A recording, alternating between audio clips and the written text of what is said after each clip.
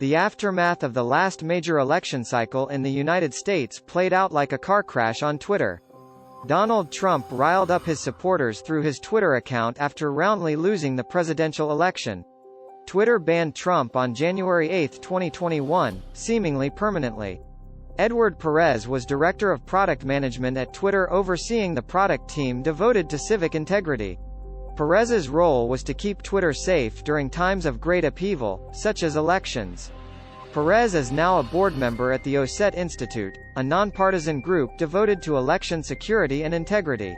Some senior White House officials have been second-guessing their messaging to voters around abortion in recent weeks, sources familiar with the matter said. Some have asked if party leaders and the Joe Biden White House should have spent more time talking about the U.S. economy and less about women's rights. Some White House officials believe they should have linked abortion to economic concerns more rather than fundamental rights and privacy.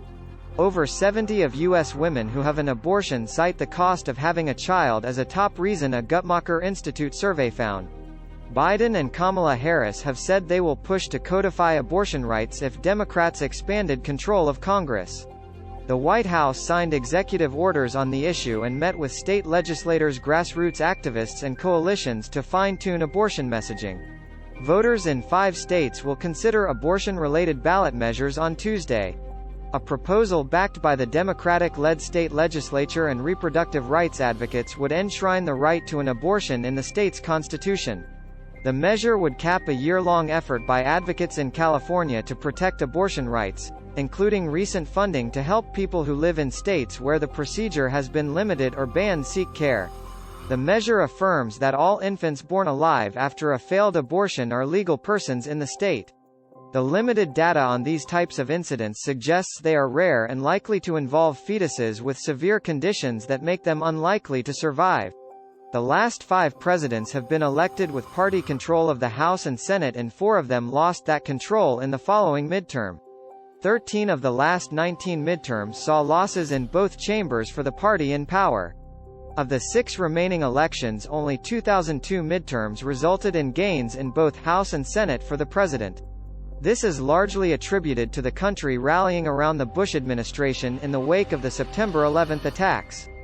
Joe Biden accused Republicans of reveling in political violence, saying that for them, there are only 2 outcomes for any election: either they win or they were cheated. President Joe Biden made the comments as he wrapped up a 5-state 4-day campaign tour with a Sunday evening rally at a college in Yonkers, New York.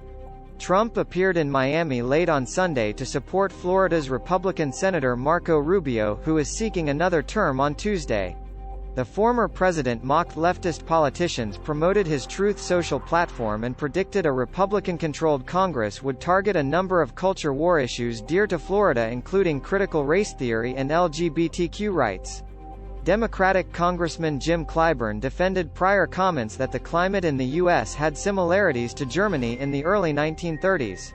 Clyburn insisted that people were in the wrong if they didn't vote Democratic. Rather, wrongness involved voting for persons trying to sow skepticism about elections' validity.